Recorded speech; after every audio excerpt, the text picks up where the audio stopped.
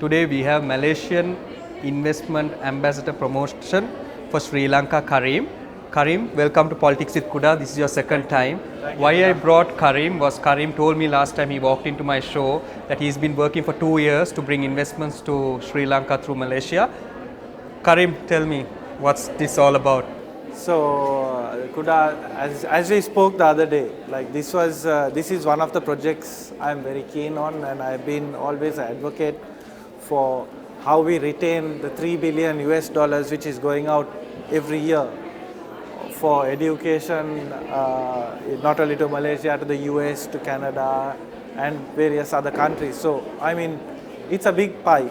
So, our goal is actually if we can at least bring it down by 10, 15 or 25%. Our end goal is 25% to at least to retain In Sri Lanka. Yeah. So, Careem, now that I've spoken to many of your partners and many of the people around here, what are the investments that have come in to stop the dollars flowing out from the country?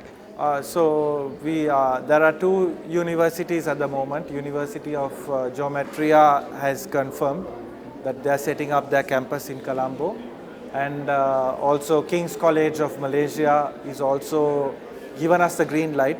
So there are a little bit of paperwork and just the final approvals from their end in Malaysia just to secure the investment. So I think early next year they are also in cards to come into Sri Lanka. What is the value of the investment that you're bringing into Sri Lanka? Totally it's about University of Geometria is around 5 million US dollars, and King's is also looking at about 5 to 10 million US dollars. That's quite good. And what is the plan? How does it work? Can the students study in Sri Lanka and go to Malaysia or maybe a part of Australia? How does this work?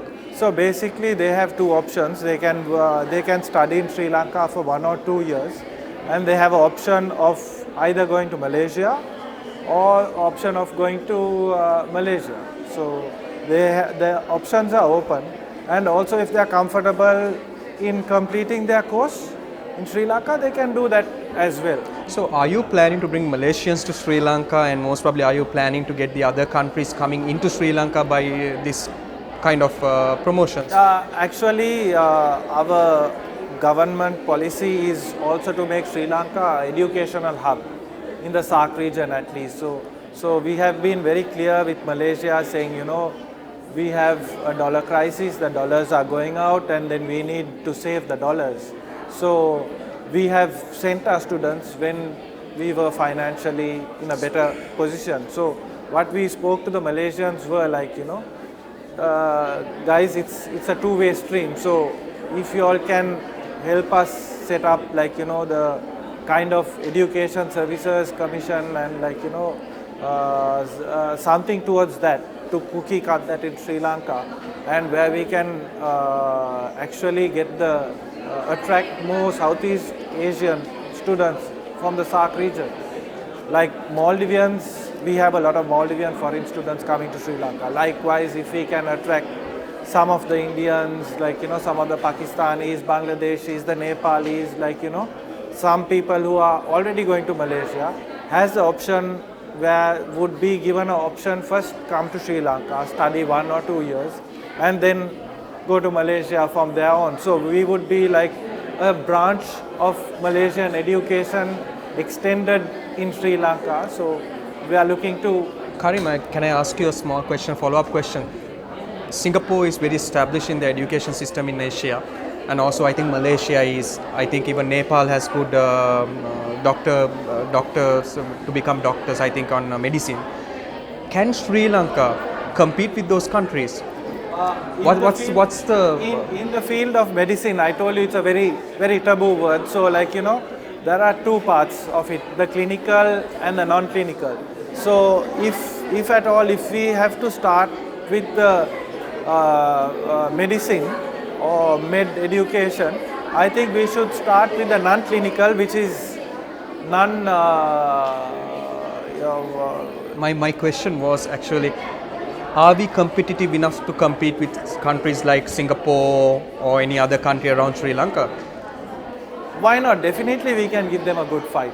But the thing is, we have our unions and certain parties who are pulling our leg and who are against medical. So we need to, until we clarify these things, what we'll have to do is we can have like a twinning program for, we can do the non-clinical of 2 years or 3 years in Sri Lanka, and then they can go to Malaysia or any other country, like, for... Also, let's leave medicine aside. Can we compete with the other countries with our other educational packages? For an example, I think Singapore is leading at the moment, Malaysia is leading at the moment. Will people from like India, Maldives, Nepal, Bangladesh come to Sri Lanka? And why should they come to Sri Lanka if so? I mean, we're a very beautiful country, we're an island nation, we have a lot to offer.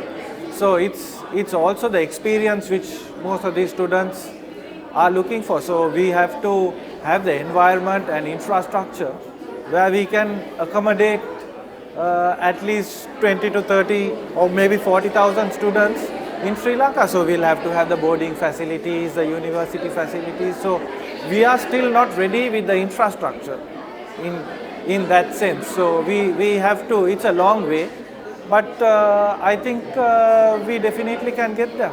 Careem, as a political activist, I'm going to ask you a very serious question. Looking around the world, students going into countries create a lot of havoc.